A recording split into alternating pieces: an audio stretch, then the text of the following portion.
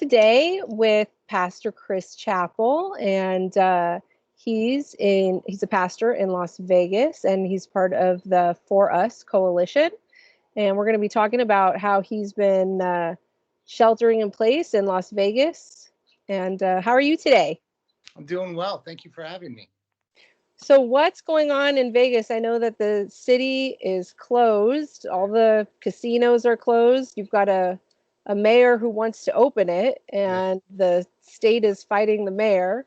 So how's it going in Vegas?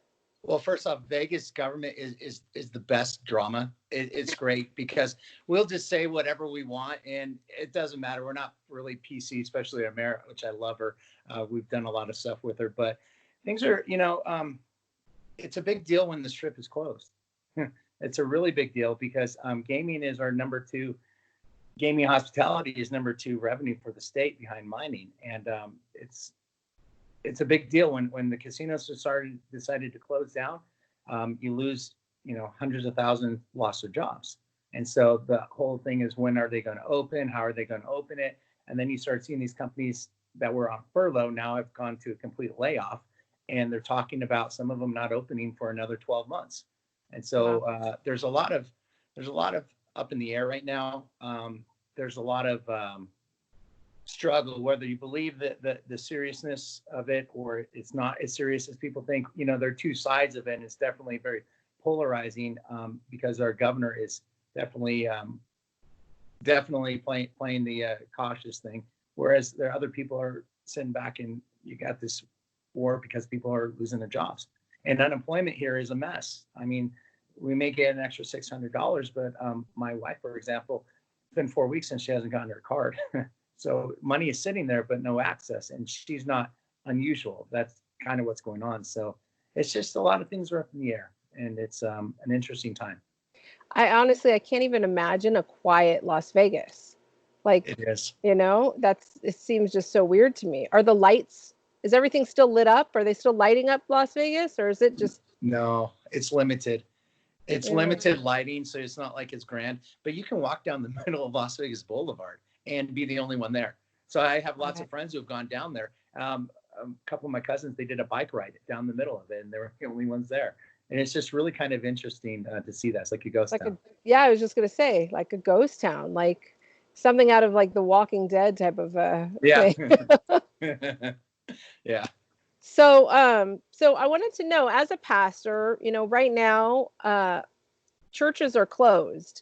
Yeah. And a lot of people, feel that this is really an infringement on their First Amendment rights of religious freedom. And so, what are you saying to people, and how are you dealing with the closure of churches right now? Yeah. My background, I got my degree in political science, and constitutional law was one of the things I specialized in. And this is 100% a First Amendment thing.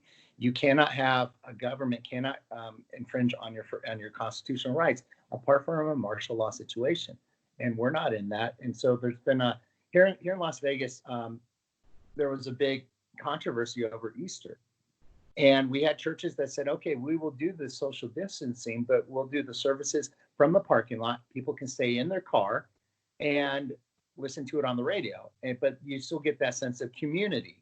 And the governor said, no, you can't do that.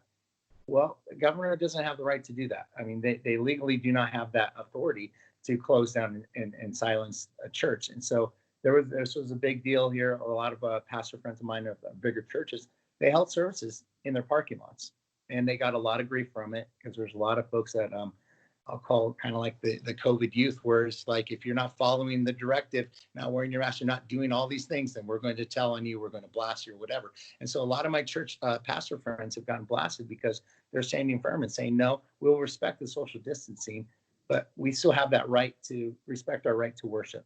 And being in a vehicle, the vehicles were more than 6 feet apart, but you're locked in a vehicle, windows up, you're not touching anybody. So there's this weird thing where common sense has kind of gone out the way. And religious freedom, if people have an issue, let's say you're not a believer, and that's fine, you still have to respect the fact that it's First Amendment, because it's not freedom of religion isn't the only thing written on the First Amendment. Freedom of press, freedom of speech. Those are pretty big things too. So if you wipe away one of them, all of them are wiped away. And it's crazy how quickly and how easily people have given up their rights and just dedicated it over to the government. And so I think from a faith-based standpoint, we're in a unique position to kind of champion that in a respectful manner, but say, hey, we'll do that social distancing. We'll honor and respect our government authorities in Romans 13. But at the same time, we have the right to assemble and to worship how we see fit. Definitely. I mean, are the liquor stores open over there? Because I know that's like a big deal. Is that like, why are the liquor stores more essential than churches? Know? Believe it or not, they were open until they got a big backlash, and then probably a couple weeks ago they finally closed them down, and now they're open back up because I guess we're talking about opening up the state once again. But liquor stores are still around. I mean, the convenience stores are still around. All of that's still around, but you're attacking and going against, the church side of things, especially when the churches operate so much. A biblical church is one that's actually impacting the community. And so you're taking away services that affect the poor, that affect the children. And those things are essential to the community. So they are an essential business if you want to technically put it out there that way. And I would label I definitely think that churches should be number one. Religious worship should be one of the most important essential, places that people could go. Especially right now in a time that is so uncertain and so scary for so many that people need to go to a place that feels safe to them. Absolutely. So how have you been, what have you been doing with your time? I know that you had sent me some pictures earlier today that you've been collecting food for the community and doing, like food pantry stuff. Can you tell me a little bit about that? Yeah. So my background is in kind of community transformation. I'll go into hard-hit areas and through variety of different programming and outreaches, one of them being like a food pantry. I created drop crime by 58% in a hard-hit area, had the largest food pantry. And so I know during this time there are people that if you go into a grocery store, a lot of the shelves were empty for the longest time, and food is at a premium now. And so, especially when you have a family. So from a nonprofit standpoint, it was really hard to come by. Even the large food banks like Feeding America, they were having a very hard time on getting food out. In fact, in Vegas, we only have 10 pantries that are operating when we had like 60 of them. And so we've taken a huge hit there because food's just not available. And so I was approached by, because of the reputation I have and the success, I was approached by Zappos, the shoe company, online shoe company. And they said, hey, we have a kitchen. We want to be a part of helping people in society. So we need help distributing these meals. And we know your reputation. So can we do that? So this week I got to partner with them. And this is after a long period of time of trying to work things out. And they're giving out about 300 to 400 meals a day. And I'm able to distribute that to a lot of the high risk folks, like those that are disabled and seniors that are not mobile, but are shut in. The forgotten part of society, we're able to feed now. And so I've called up a lot of folks like through the housing authority that have, income-based senior housing. And we're able to do an outreach and to feed people. That's what I'm doing on Saturday. We're going to feed about 600 or 700 seniors and give them meals for at least lunch and dinner every day for next week. And that's just amazing. Yeah. And where are you doing that? Are you going to them? Or are they coming to you? Or how does that work? I'm going to them. I'm going individually? To them. Yeah. Yeah. So we have a core of volunteers that are going around and wanting to help out and to bless people. But a lot of them aren't mobile. Like I do a lot of work with a neuro recovery center. And so a lot of the folks are paralyzed or quadriplegic. So they're not able to do anything. And their caregivers are usually family members who are exhausted and have kids. And so there's a lot of burden. So a meal train type thing is a real blessing to them. And so those are the folks that we're targeting and seniors. That's amazing. That's really beautiful that you're doing that. Yeah, I know those pictures that you showed me where you had like your hands were just like full of all this food and stuff like that. Yeah. It's great that you're getting donations like that. It is. Are you getting them from like some of the restaurants that are actually closed and they maybe have like, they need to get rid of the stock before it gets old and, it's that kind of stuff or?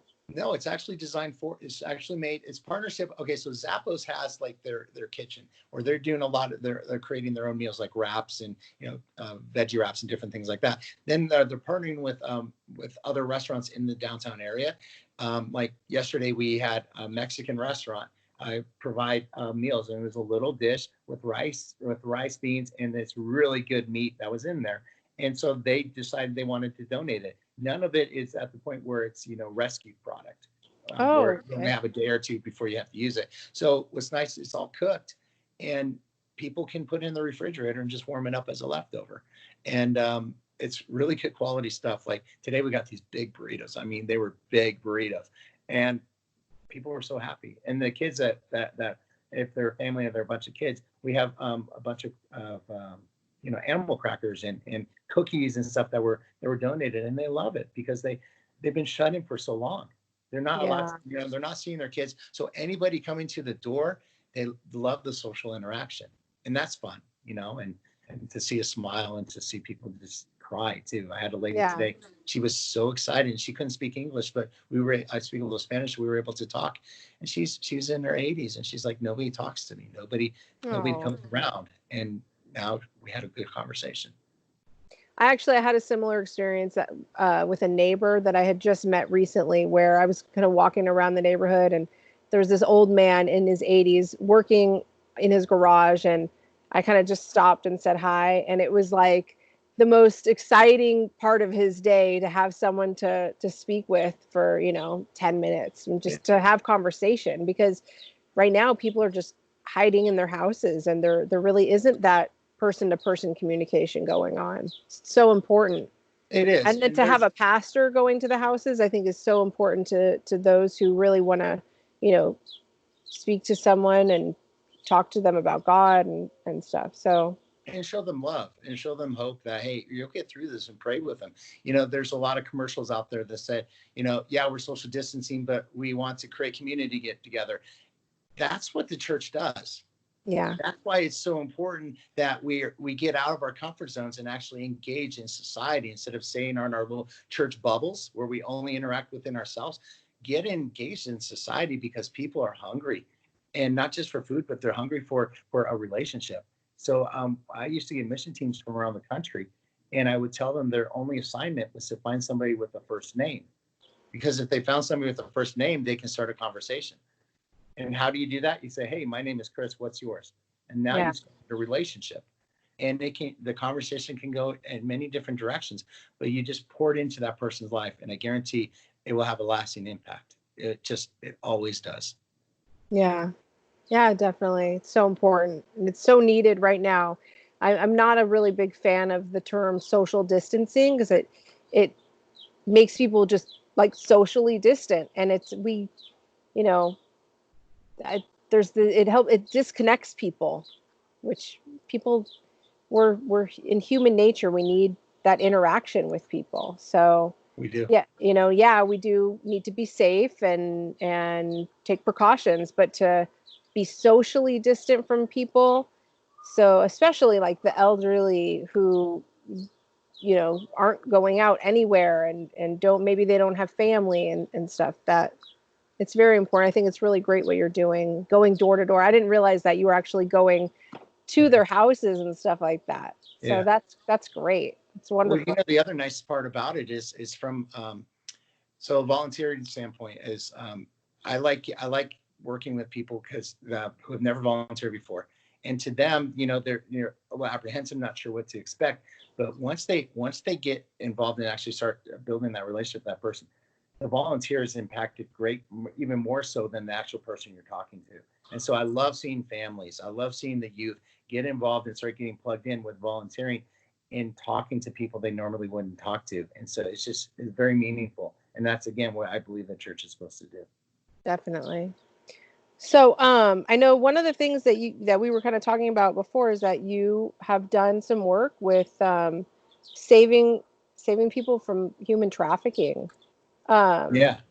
That's a big deal. And I would imagine that in Las Vegas, that is really needed, is to, in a, someone to protect the youth. Um, can you talk a little bit about what it is that you've done through the church with human trafficking? Yeah.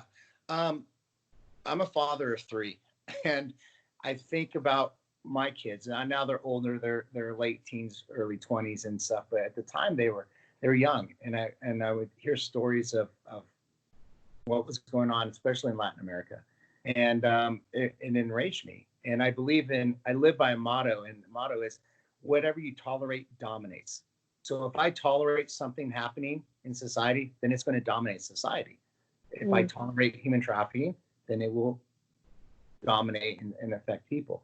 And so what I've done throughout the years is I've been involved in a lot of different rescue campaigns and stuff, going in and I work with in Latin America. I work with a good friend of mine. Right now he's based in Guatemala, but we did a lot of work in the red light district in Tijuana, and Wow. rescuing kids, but also helping out with the rehabilitation and with the just getting somebody healed and back into normalcy as far as who they were created for, their identity. And so what's cool is you see these children who have lived a horrendous life.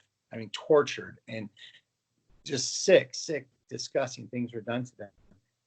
And now their innocence is being restored because God is that good. And to see that, to see a hardened child now all of a sudden they're playing with their Barbies, they're picking flowers again. They're actually able to look at a man without fear and understand how to receive real love, what authentic love is, and not the counterfeit. And so it did a lot of work down in Mexico, or in Tijuana, and then here in Las Vegas, did a lot of work. I have a lot of partners here. Two pastor friends of mine, we've done awareness campaigns, and then we've also done some rescues here. I rescued a 15-year-old girl out of it, and I did a lot of stuff because even though at the time, especially this was probably 7, 8 years ago, human trafficking, even though people knew about it, it wasn't quite as well known in the law enforcement community. So a lot of times when we would call the cops and say, hey, here's all the information, like with this 15-year-old, for example, I actually called the federal government, ICE, who handles that. And I had given them the license plates of all the people who dealing with this girl, and said, here you go, guys, go after him. And they looked at me and they said, well, what am I supposed to do with this? And I looked at them and said, guys, you're the experts. I'm just a pastor. And they said, well, we've never done this before. The ICE is really just Customs and Border Patrol. And I said, you got to be kidding me. So after about a month of watching her in and out of cars, I was like, no, we got to do something about it. So pulled her out, got her into a safe house. And now she's a mom of 3. No, I'm sorry, a mom of 2. And she's in her mid-20s, and she's healthy, and she's got a job, and she's doing really well. And that's an example where I just couldn't sit there and let things go. And I think too many times people turn a blind eye by saying, somebody else will take care of it. I don't want to bug it, barge in it. And I don't want to intrude on other people's business. It's not my business. Well, you kind of have to make things your business when it comes to kids. Yeah, it takes a village to raise them. If it takes a village to raise them, that means that's my responsibility. And so I've done that for a bit, and it's not a knight in shining armor, because you'll be rejected by the child. Because there's so much brainwashing. But at the end, it's their well-being is the most important thing. It's not about the kudos, and it's not about pats on the back or anything. Sometimes they'll spit at you. They won't like you. They'll hate you because you took them away from the only life they knew, the only type of love they knew. So they actually reject authentic love at first. Through your assistance and loving and giving them the help, they'll respond at some point, and that's the important thing to do. Yeah. Wow, that's amazing. That's really. And do you still keep in touch with her now as a woman? Yeah. Wow. Yeah, she's kind of like a surrogate daughter, and her kids call me grandpa every once in a while. Well, I say, I'm way too young for that. And then they say, no, there's gray hair there. I'm like, okay, whatever. So yeah. Oh, that's wonderful. Thank you. That you were able to help her get her life together and get out of that type of a terrible life. That's really amazing. well, her life has value. And Yeah. that's the important thing is their lives have value. And just because people have treated them like trash and discarded them that way, that's not the way God looks at them. And that's their daughter, that's their son. He has a picture of them right on his refrigerator in heaven, which is a special spot, you know?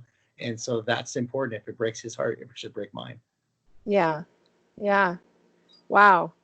Wow, that's great. I mean, that's really wonderful. You're doing so much with the community. You had mentioned that you're now working with this group called Credo. Yeah. What is it that you're doing with Credo? Well, Credo is basically a group of us that have been doing work, grassroots work for quite a while, and we've kind of just come together. And basically, it's all about community transformation. It's doing whatever it takes to better the community, whether it's through job creation, whether it's through entrepreneurial programs, job skills, life skill type things, worship services, food pantry. The way I look at what I do and what I believe a church does is life is basically you have a spoke on a tire, and here's the hub, and then you have these spokes going out, and the tires around here. Well, around here on the outskirts, those are other nonprofits, government agencies, businesses, other churches that have resources to help people that are in here. The only issue is they don't know how to get to the people here. I do, because I'm boots on the ground. So this is where the faith community really fits into the puzzle, is we have access to the people. And my job is to broker the relationship with all the resources out here so that I can get them to the people here. That's really the key. And that's the key to community transformation. It's not one person does all. It's about creating the network to better that family's life, to better that community's life. And so that's what we're doing. Whether it's not only just job creation, all those things, but it's so much more. It's so much more trying to change the mindset from a poverty mindset to a wealth, healthy mindset of saying, no, you're a productive person. You have value, you have worth. One of the ways that I was able to clean up the area I was in, it was called Naked City, and it was like basically crack alley where all the drug dealers are at, is I went to the drug dealers and I said, hey guys, do you enjoy slinging dope? And not a single one of them said yes. I said, so if I got you a job, even if it were minimum wage, would you take it? And they said, absolutely. So I went to one of the warehouses that was within walking distance of where we were at. And I said, hey, CEO, this is what I'm doing. Come down, kick the tires. And after our meeting, if you like what you see, I want to cut a deal with you. Basically, you hire anybody that I bring to you on the spot without a background check. Because if you ask any drug dealer, or if you ask anybody, if you got a felony or a drug conviction, you cannot get hired. Background check, they get rid of you. So I told them, I said, I would vet these people and make sure that they were serious. If they're serious, hire them on the spot.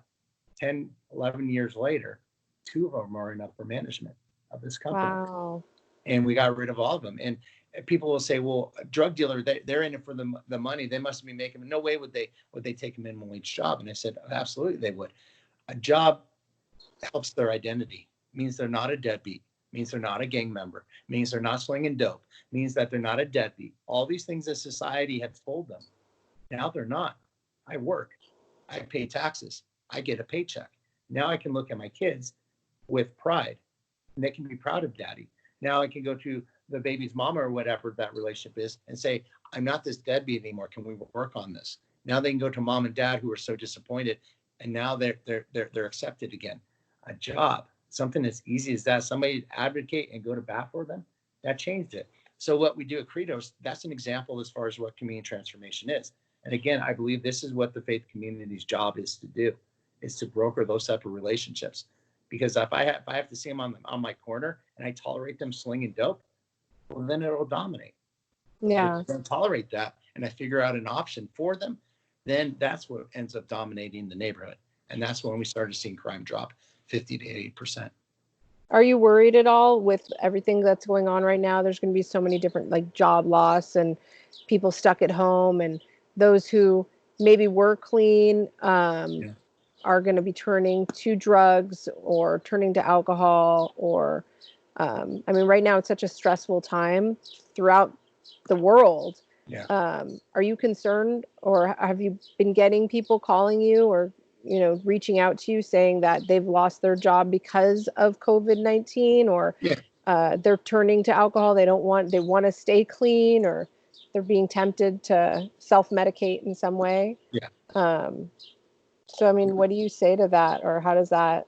So that's where okay, so a lot of people lost their jobs. Well, we have one of our programs is an entrepreneur type. It's an entrepreneur program. So if it's with one of our partners that owns food trucks. So they're a food truck company. So they want to start a program. We're working with them right now on a program on teaching people a viable skill. And one of them in this case is to become a chef.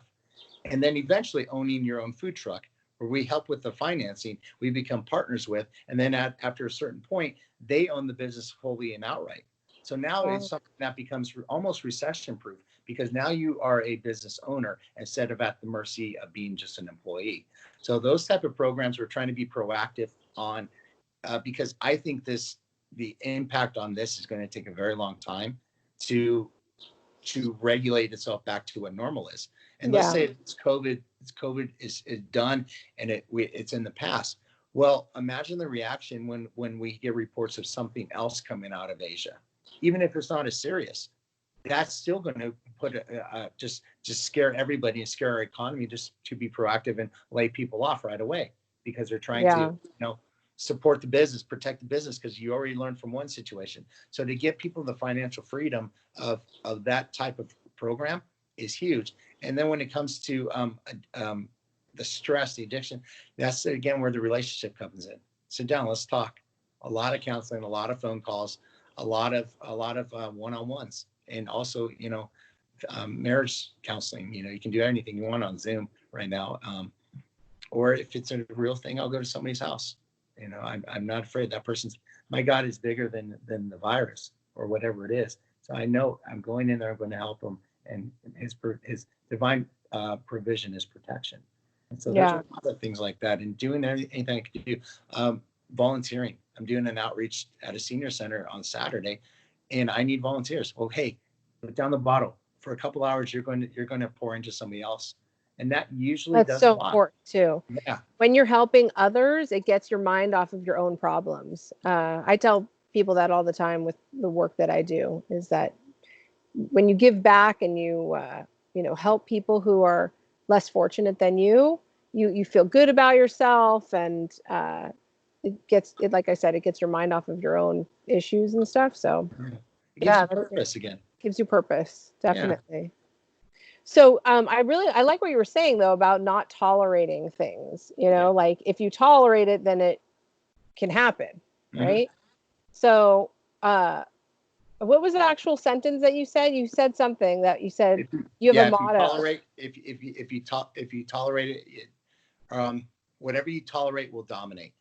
Okay. So like for instance, with For Us, with the organization, Freedom of Religion United Solutions, like one of the things that we are not going to tolerate is mandated forced vaccines that infringe on, religious freedom. And right now with COVID-19, all these vaccines that are coming out, most of them are being made with human aborted fetal DNA, which is a huge issue for a lot of the Christian and Catholic community. So, what's your feeling on that? I know you and I have never really gotten to a deep conversation on vaccines, but I'm curious about what your viewpoint is on the rush to make a vaccine. And, right now, Bill Gates is saying that life won't get back to normal until the whole world is vaccinated. And if that's the case, and if the vaccine that they make is using aborted fetal DNA, that's, it's all a big deal. So what's your view on that? I'll tell you, my when I was younger, I wasn't a Christian until I became 26. I was an atheist, and my kids were born before that, and so I thought vaccination was just something you do. It was until my second child, who was normal, and then about 18 months, 2 years, he started acting different, a little weird, and had a lot of weird episodes that were happening. And so He was actually diagnosed with Asperger's. Well, Oh, wow. Asperger's autism does not run in the family, but if you do research, it's pretty. It can be a product of vaccination, especially with the mercury and anything that's in there. So that opened my eyes. I mean, he's good, normal now, and everything else like that. But it was really hard. The Asperger's was really difficult when he was younger, and so I look at it as I think the parents should have the right to parent. I don't think the government has any business in the realm of parenting. I just don't. And so when you take away that right and you force somebody to do something to their own body, force somebody to inject something in, that's it's just wrong on so many levels. You have to have the individual right to choose. Somebody wants to do it, hey, that's fine, that's their choice. But if somebody doesn't want to, the same respect should be given to them as well. If I feel that my children, who I know best, I help create them, I should have that right as a parent. And the fact that Bill Gates is so gung ho about everything should draw a lot of red flags. Definitely. A lot of red flags on that. And so again, what happens when COVID is gone? Because really, COVID is the cold. It's just a really bad cold season right now. And so, what happens when the next pandemic comes up? Does everybody need to be vaccinated over that? And so it's intrusion and government intrusion into the private life. And our country was founded on, we're very individual, and we're founded on the individual freedoms, life, liberty, and the pursuit of happiness.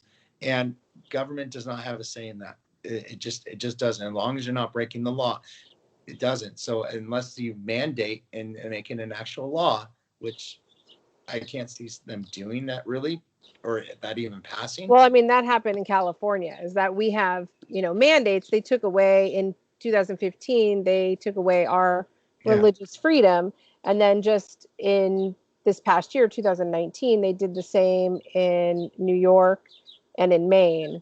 And so these mandate, laws in order for kids to go to school are going everywhere. You're in Nevada, so you're still lucky. You still have some freedom left there. I know. We're so Wild West. But the question is it, so are the mandates actual laws?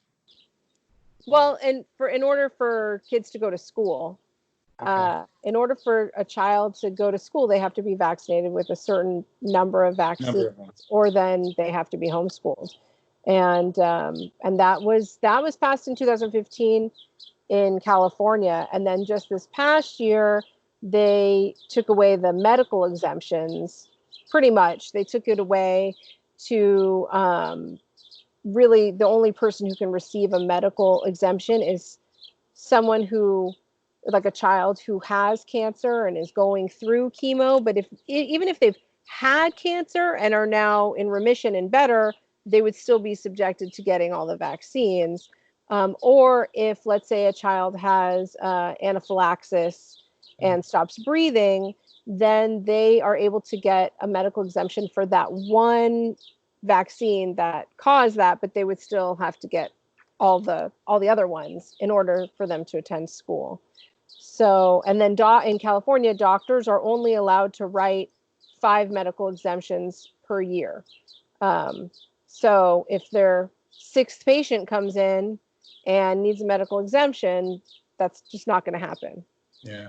So, and then these bills are going across in every state. They're showing up in every single state. And a lot of people are seeing that this, with COVID and this push for vaccines, this is where, it's a really easy way to create an adult mandate, or to create some kind of, like, with the new ID that's coming out, that they're saying that, put people's vaccine status on the new ID, and that will be used in terms of, like, for travel. So for instance, like Delta was just saying that they're looking into a way that people will have some kind of, like, a vaccination card or like a vaccination passport in order to travel. Wow. I know that Argentina has already actually put that in place maybe a year or two ago, so that people can't get a passport or a driver's license without showing their vaccination status.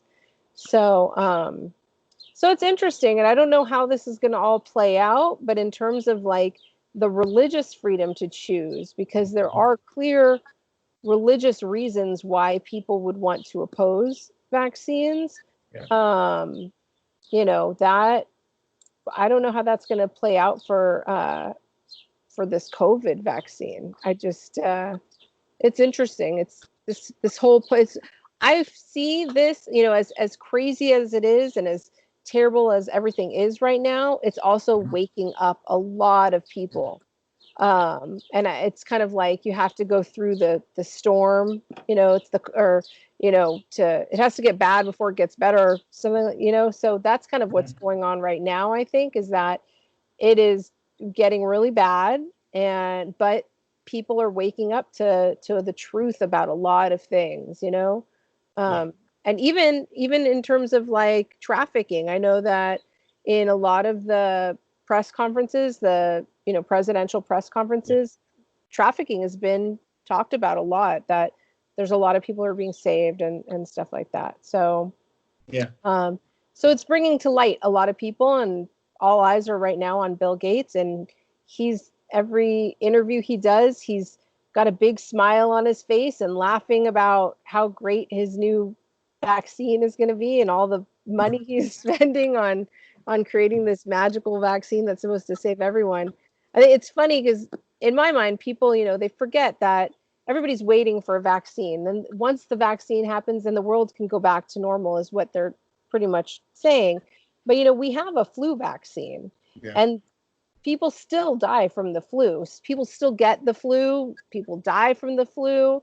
Vaccines never stopped the flu. So how can we say that a vaccine is going to stop COVID? It just sounds silly. It is. It absolutely it is. Yeah, it's a scary time. That's where I look at, going back to the faith and our responsibility. I believe that we have bought in, a lot of pastors and a lot of my pastor friends have bought into this lie of separation of church and state. And I believe it is a full-on lie, and the lie exists up here. And because of that, we're not taking, we've abdicated a lot of our authority in society, because God owns the cattle on 1,000 hills, and we've given up our authority in media, in entertainment, in government, in business, in all these realms of society. We've given them up. And when it comes to government, you stop seeing a lot of the faith-based people running for office, because not only, because they're getting crucified, in public by liberal talk show hosts or whatever it is. And so a lot of people are scared. So that spirit of fear is alive and well up here. And we weren't given over to the spirit of fear, but a power of love and a sound mind. And that's why I think a lot of folks, we need to have that push into the realms of government, into the halls of government, so that our voice, we do have a say, because we have an authority there. We have a Daniel authority in when it comes to government, where we come alongside and we're part of the government, and we're sharing our wisdom with those kings and queens of that realm. As a lot of proverbs say, he will prepare a table for us in front of the kings of society. And that's where the church's role is to be.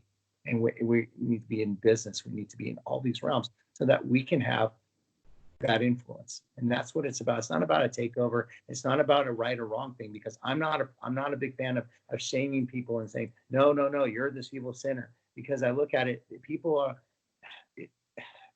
who are spiritually dead, I can't expect you to follow spiritual principles. I just can't, because it's foreign to you. However, I can come alongside and love and show that example of it. And that's where the influence is. Nebuchadnezzar was a perfect example of that.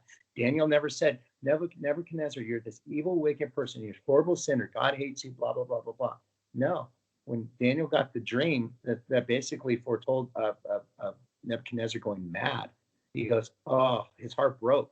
He said, oh, king, I don't even wish this upon your worst enemy, and I don't wish this upon you. But here's what the dream is. And that's such a good heart, because he honored Nebuchadnezzar, because he knew God placed him there for a reason. And his job was to love him, to influence him. And at the very end, the last thing we hear about Nebuchadnezzar, he's giving praise to God because of what Daniel did, because of Daniel's witness and his test and his words of love and encouragement. He never condemned him. And he had the of anybody. He was taken over. His country was taken over by Nebuchadnezzar.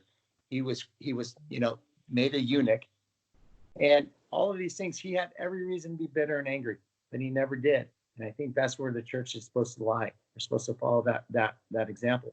And when you do that, I think you start seeing a lot of legislation change. So how do we do that with some pretty evil politicians? Because as you're speaking, I was like, yeah, maybe if we just show, like, for instance, I'm in California where we've got Newsom, who he's just, I don't know what he's kind of, I have no words for Newsom. Maybe we need to just show him some love and guide him to the light. Well, I'll give you an example. First off, I'm surprised Newsom I'm surprised you guys elected him as governor with the job he did in San Francisco. Oh my gosh, what a beautiful city, and it's gone down to the level that it's at. It's so sad. But in Vegas, at the time when I started ministry, it was Oscar Goodman. Oscar Goodman walked around with two showgirls, half-dressed showgirls everywhere he went, and he had a gin martini in his hand everywhere he went.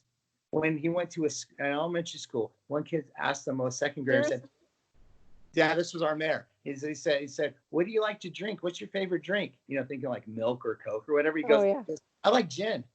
At an elementary school, you said that? Yeah, at a school. So you look at that, and the church rolls their eyes, and they're like, "Oh my gosh, this guy's horrible, blah blah blah." You know what? No, I looked at him as somebody that God placed there for a reason, and I did a lot of work with him and his staff. And I said, "Hey, how can we come alongside and help you?" And my friend of mine, a pastor friend of mine here in Vegas, we went to, his wife succeeded him, and she's awesome. She's the one that was on TV with CNN saying we need to get back, and it wasn't her finest episode, but she's amazing. But we went to her when she got in the office and said, "Hey, we worked with your husband. We want to know, what can the church do to help you? How can we help our city?" And she was so moved by it. She created, she and myself and a couple of pastors, we created something called the Mayor's Faith Initiative.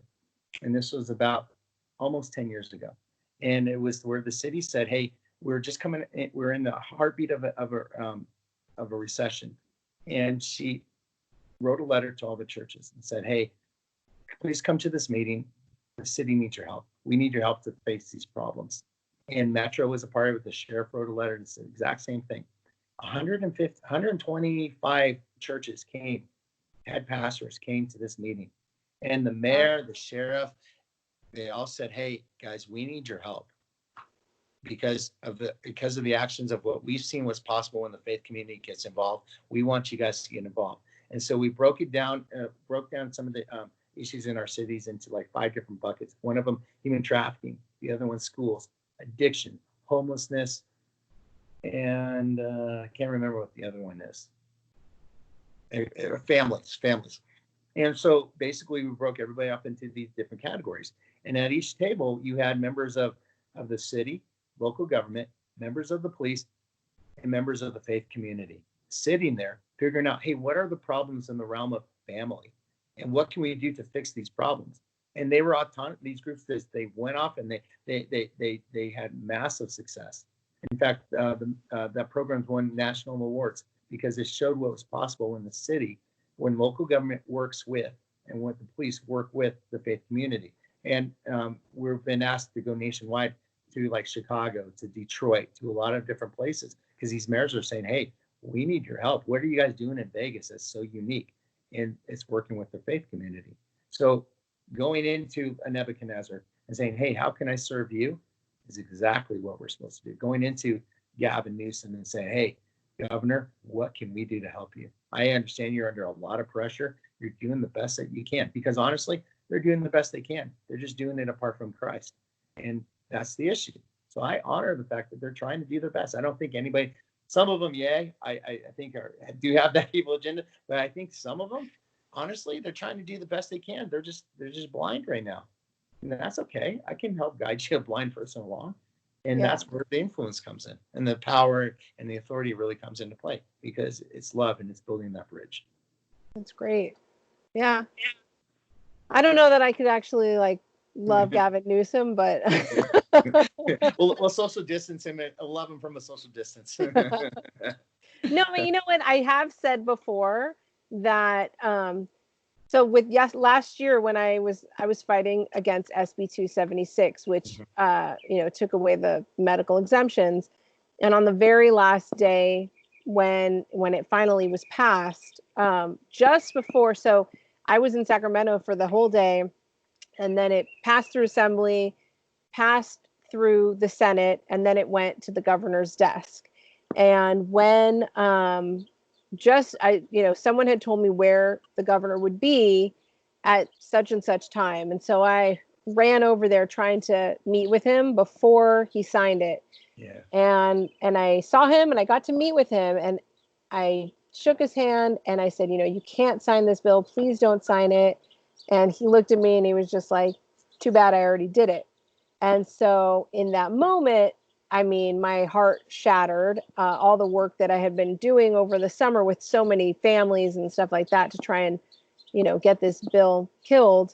It was heartbreaking when he said, well, too bad, it's been done. Yeah.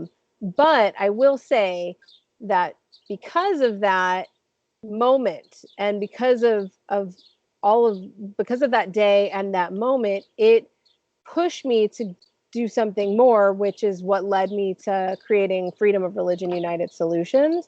Yeah. So I do have the gratitude, because had that not happened, I don't think that this organization would be here today, because it pushed me in such a way that I was like, I need to go to someone higher. I need to go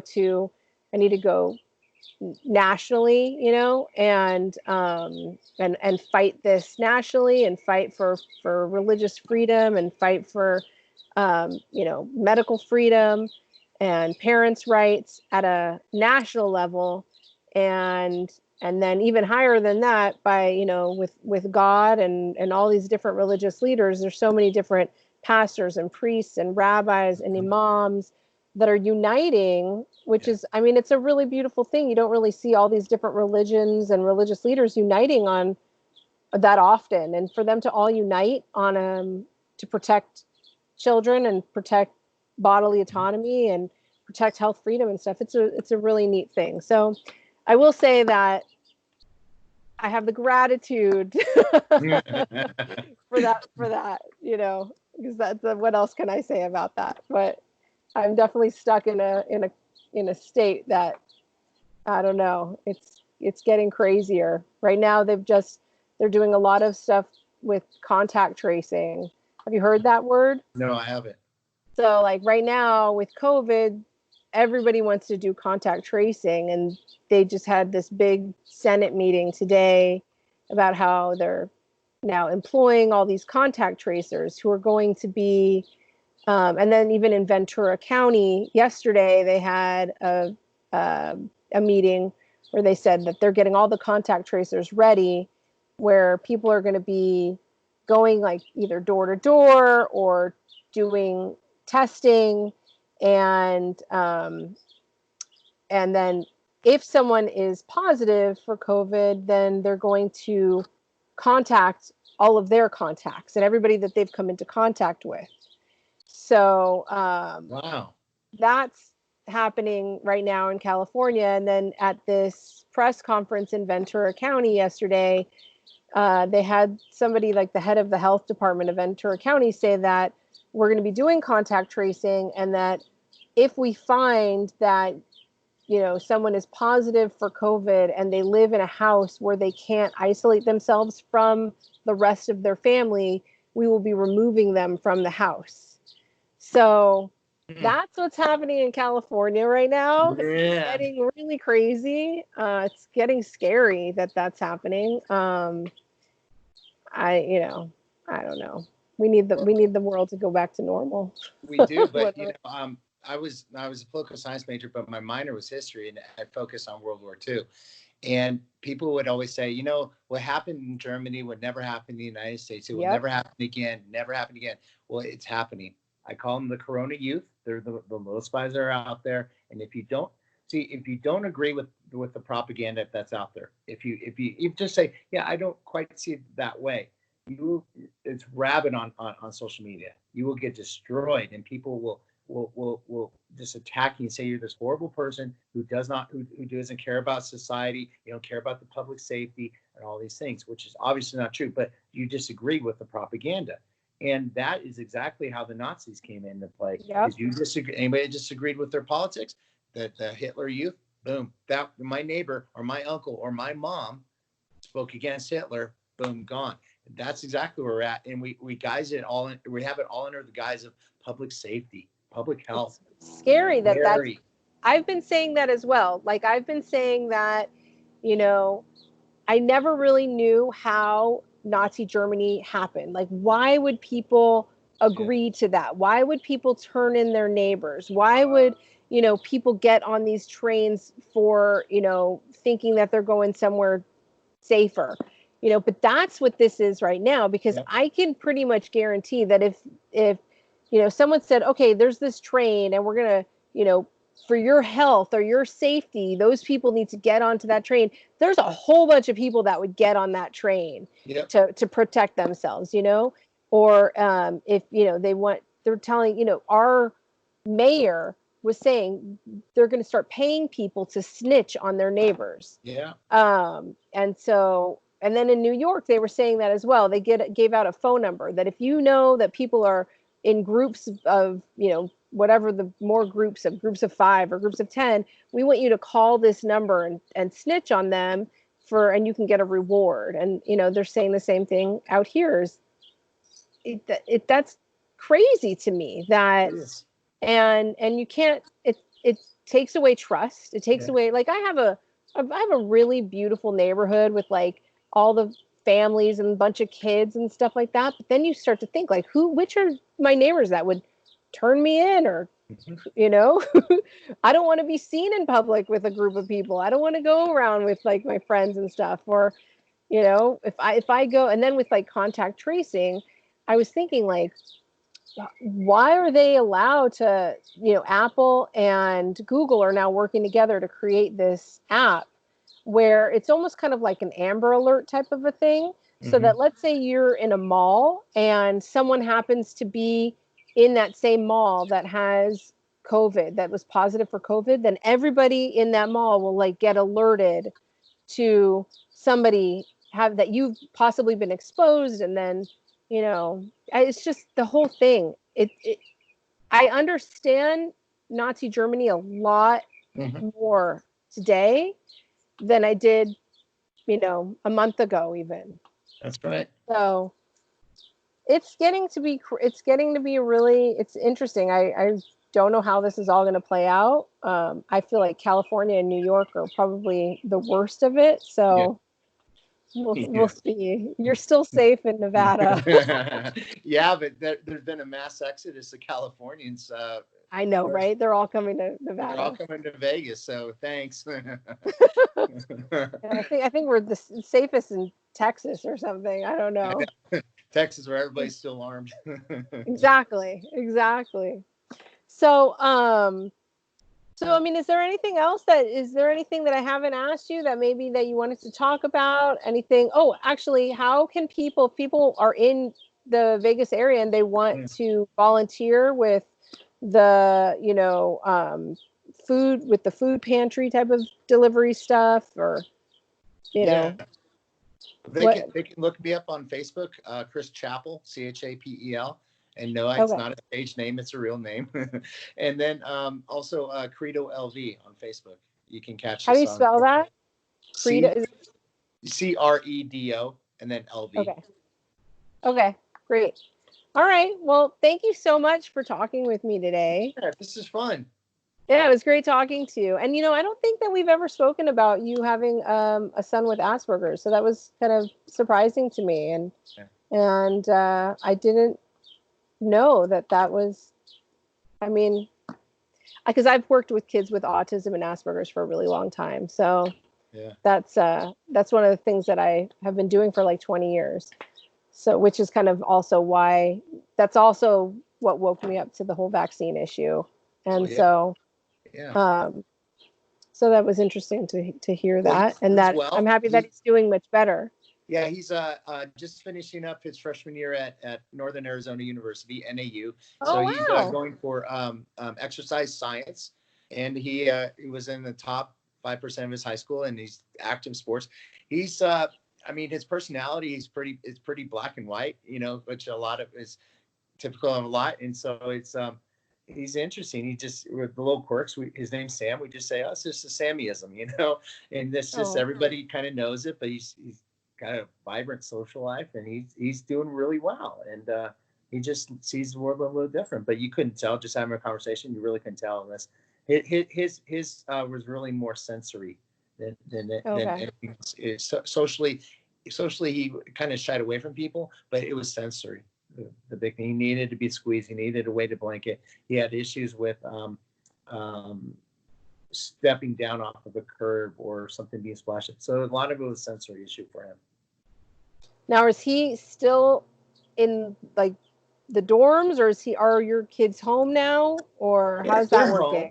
Okay, so they're home. They had a mandatory go home basically first part of April, and right now we're fighting with the school because they're not releasing the funds that weren't used. So housing and meals or anything else like that, because you pay for it at the beginning of the semester for the entire semester. So they're not issuing any sort of a rebate or anything else like that, because he's not going back to school there anymore. He's going to go up to Reno or maybe stay at UNLV. But so we're kind of going back and forth with the school. NAU release the funds. Yeah. So your shout out to them. Yeah. Give us our money. That's it. Give us our money. Yeah, it's a couple thousand. It's something, you know. Yeah, and every penny counts right now. Seriously, with so many people that are out of work and everything, I know every penny counts. So, yeah. Well, I hope you get that. I hope you get that money back. Thank you. I appreciate that. All right. Well, thank you so much for taking the time and speaking with me today. This was great. It was really good to see you.